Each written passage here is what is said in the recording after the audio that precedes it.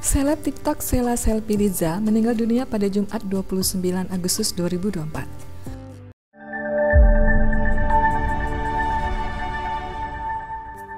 Pemilik akun @SheilaSL itu mengembuskan napas terakhir usai berjuang melawan kanker ovarium.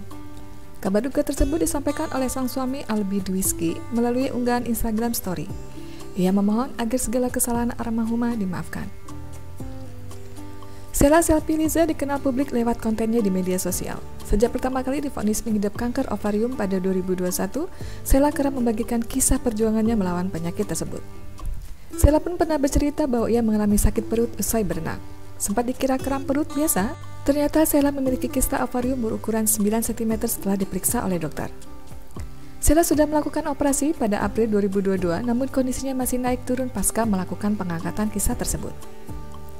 Ternyata Sheila Selfie divonis mengidap kanker ovarium. Kanker ovarium adalah jenis kanker yang terjadi akibat sel sehat mengalami perubahan atau mutasi yang tidak normal. Perubahan ini menyebabkan sel tumbuh dan berkembang biak dengan cepat sehingga membentuk massa tumor sel kanker. Di Indonesia sendiri, kanker ovarium menempati urutan ketiga penyebab kematian terbesar setelah kanker rahim dan kanker korpus uteri. Penyebab penyakit kanker ovarium belum diketahui secara pasti, namun penyakit ini dapat dipengaruhi oleh beberapa faktor termasuk genetik dan gaya hidup tidak sehat. Sel-sel kanker ini terus hidup sementara sel-sel sehat seharusnya mati. Sel-sel kanker tersebut dapat menyerang jaringan di sekitarnya dan melepaskan diri dari tumor awal untuk menyebar atau metastasis ke bagian tubuh lainnya. Beberapa faktor yang menyebabkan perubahan sel abnormal penyebab kanker ovarium adalah kebiasaan merokok. Merokok dapat meningkatkan resiko berbagai jenis kanker, termasuk kanker ovarium, karena bahan kimia berbahaya dalam merokok dapat menyebabkan mutasi sel abnormal. Lanjut usia. Resiko kanker ovarium meningkat seiring bertambahnya usia, terutama setelah menopause. Kanker ovarium lebih berisiko terjadi pada lansia usia 50 tahun atau lebih tua. Terapi hormon pasca menopause. Penggunaan terapi hormon setelah menopause, terutama estrogen tanpa progesteron, dapat meningkatkan resiko kanker ovarium. Memiliki keluarga kandung dengan riwayat kanker ovarium atau kanker payudara. Riwayat keluarga dengan kanker ovarium atau kanker payudara dapat menunjukkan adanya mutasi genetik yang meningkatkan resiko kanker ovarium. Mengidap obesitas. Obesitas dapat meningkatkan resiko kanker ovarium karena peningkatan kadar estrogen. Ketidakseimbangan hormon dapat menyebabkan mutasi sel yang tidak normal. Endometriosis atau sindrom Lynch. Endometriosis adalah kondisi di mana jaringan yang mirip dengan lapisan rahim tumbuh di luar rahim, yang dapat meningkatkan resiko kanker. Sindrom Lynch adalah gangguan genetik yang meningkatkan resiko beberapa jenis kanker, termasuk kanker ovarium. Menstruasi lebih dini di bawah 12 tahun.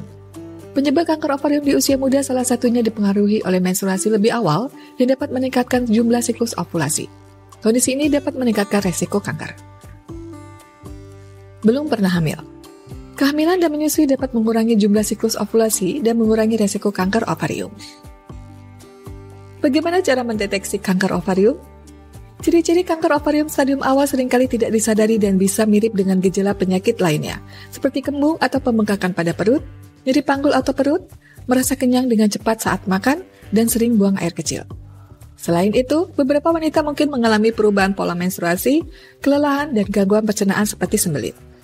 Karena gejala ini cenderung ringan dan tidak khas, kanker ovarium stadium awal seringkali tidak terdeteksi sampai mencapai tahap yang lebih lanjut.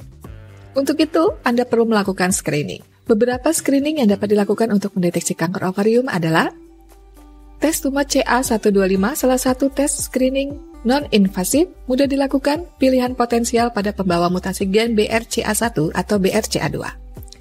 Melakukan cek berkala seperti pemeriksaan panggul rutin setahun sekali, pemeriksaan USG abdomen, CT scan atau MRI, tes darah dengan cek CA125 marker kanker ovarium, hingga biopsi sampel jaringan ovarium diperiksa untuk mengetahui ada keganasan atau tidak. Lalu, bagaimana cara mengurangi resiko kanker ovarium? Hingga saat ini belum ada metode khusus untuk mencegah penyakit kanker ovarium. Namun, ada beberapa cara yang bisa dilakukan untuk menghindari resiko terkena penyakit kanker, yaitu menggunakan kontrasepsi oral atau pil KB, hamil dan menyusui, menjaga berat badan ideal, menghindari atau berhenti merokok, mengkonsumsi diet sehat yang kaya akan buah dan sayuran, mengurangi konsumsi alkohol, melakukan olahraga secara teratur, melakukan tes genetik dan pemeriksaan riwayat kesehatan keluarga, menghindari terapi hormon pasca menopause yang tidak perlu, melakukan pemeriksaan kesehatan rutin dan konsultasi dengan dokter. Semakin cepat kanker ovarium terdeteksi, maka peluang untuk bertahan hidup pun akan makin besar. Setengah dari penderita kanker ovarium dapat bertahan selama 5 tahun setelah terdiagnosa, dan sepertiganya memiliki survival rate selama 10 tahun, walaupun sudah dinyatakan sembuh. Namun, kanker dapat berpotensi muncul kembali dalam beberapa tahun.